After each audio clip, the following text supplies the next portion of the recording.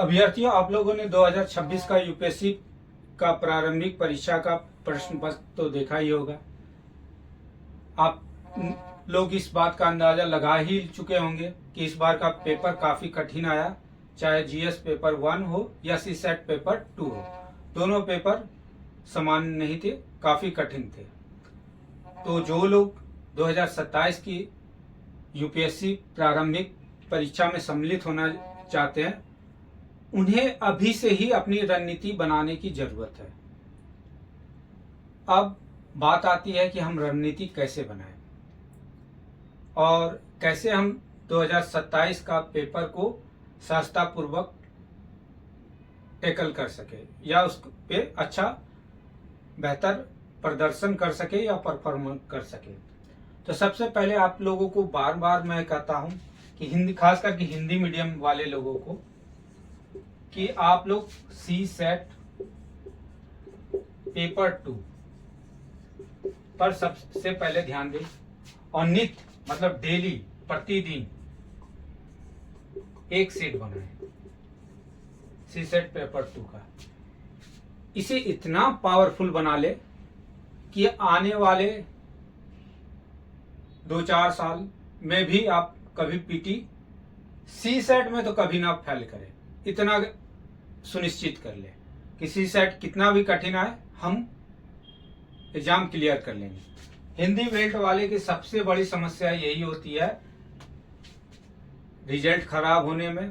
प्रारंभिक स्तर में ही वो बाहर हो जाते हैं, तो मुख्य परीक्षा में कम लोग सम्मिलित होते हैं, जिसके कारण क्या होते हैं, फाइनल अंतिम रूप से चयन नहीं हो पाता और हिंदी बेल्ट का ग्राफ काफी नीचे गिर जाता है।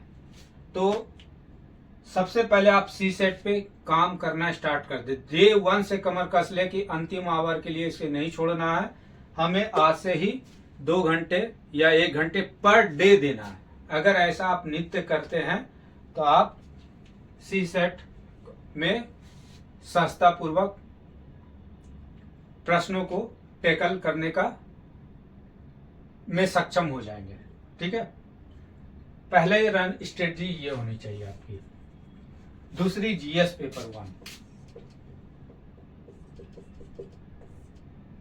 इसमें क्या करना है, इसमें सबसे पहले पेपर को तो ढंग से पढ़ना ही है, पेपर डेली, साथ साथ बेसिक बुक एनसीईआरटी हो चाहे और भी जो बुक है, बेसिक बुक, उसे गहराई से अध्ययन करना है। किसी टॉपिक को बार बार पढ़िए, एक ही बुक को बार बार पढ़िए, जिससे क्या होगा, उसमें पकड़ बन जाएगी और वो नई सोच देगा।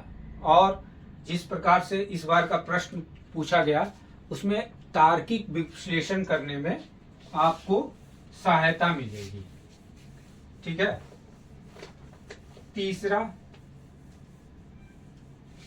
मुख्य परीक्षा के जो टॉपिक है उस पे 1-2 क्वेश्चन डेली लिखा कीजिए।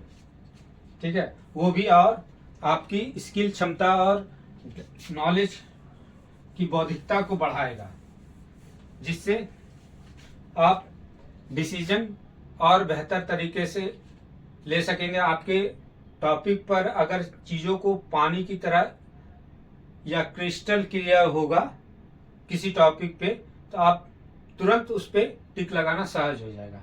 अब देखते हैं इतिहास का एक प्रश्न जो इस बार पूछा गया। अब देखते हैं इस प्रश्न में क्या क्या है। सबसे पहले देखते हैं प्रश्न, अत्यंत नूतन प्लीस्टोसिन काल में या तो यमुना कभी सिंधु में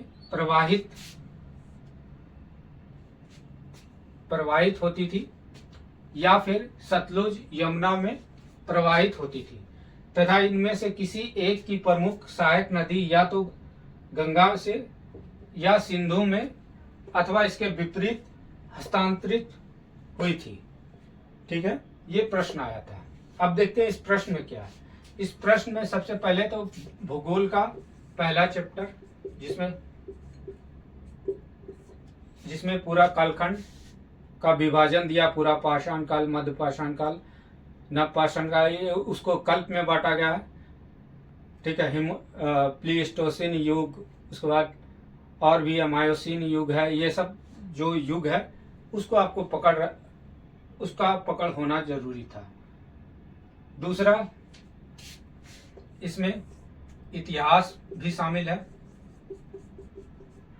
जैसे इसके ऑप्शन में ऋग्वैदिक कालखंड का, ठीक है। तीसरा, इसमें तार्किक विश्लेषण,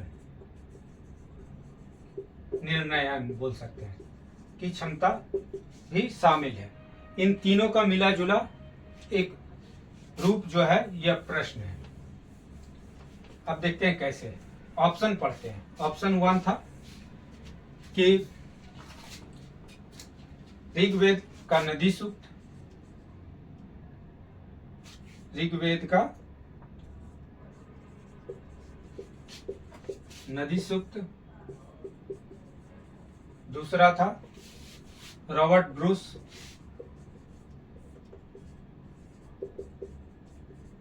ब्रूस का सतलज, और यमुना का अन्वेषण। तीसरा है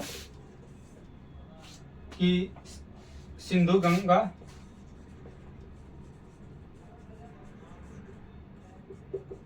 दोनों में डॉल्फिन का होना, ठीक है, दोनों में डॉल्फिन का प्रजातियों का समान उपस्थिति।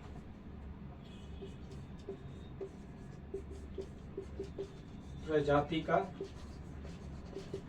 समान उपस्थिति।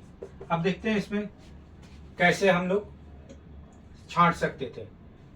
तो सबसे पहले एक जो क्लू मिला था हमें कि ये क्लू है, इसका आंसर ज्यादा होना चाहिए था ज्योग्राफी रिलेटेड, क्योंकि ये अत्यंत नूतन या प्लीस्टोसिन काल की बात करता है, ठीक है। और ऐसा परिवर्तन या थी रिलेटेड जो है, कभी डॉल्फिन इधर जाए कभी उधर जाए, ये सब कहाँ मिल सकता है? तो ये मिल सकता है ज्योग्राफिकल टर्म में।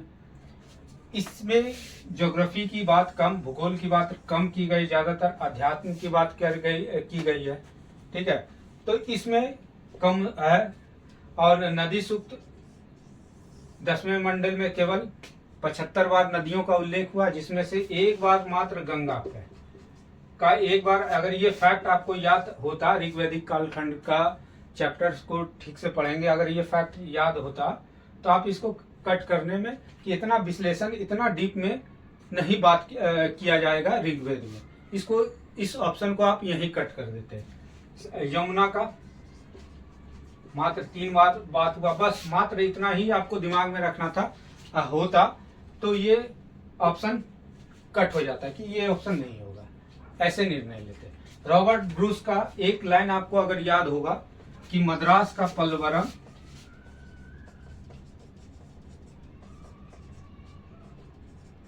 वरण, अगर ये लाइन याद होता कि पूरा पाषाण काल का इसने खोज की थी, मतलब उस संदर्भ में इन्होंने जानकारी प्रदान की, तो ये ऑप्शन भी कट हो जाता। तो बचता कौन? केवल 3, सिंधु गंगा। और प्लीस्टोसिन काल में ऐसा भूगर्भिक परिवर्तन नहीं हुआ था तब तक, इस कारण गंगा जो डॉल्फिन जो है कभी गंगा में, और गंगा डॉल्फिन को सूस बोलते हैं, कभी सतलज में या कभी यमुना में, कभी सिंधु में मिलती थी या फिर कभी गंगा में मिलती थी। इसका विभाजन भूगर्भिक परिवर्तन बाद के कालखंडों में हुआ, इसलिए ये ऑप्शन ज्यादा सटीक बैठता। आपकी पकड़ अगर इस टॉपिक पे इतना होती तो आप इसको, इस प्रश्न को सहजता पूर्वक कर लेते। ये केवल मॉडल आज बताएं। इतिहास के और प्रश्न को अगले वीडियो में चर्चा करेंगे। तब तक के लिए धन्यवाद।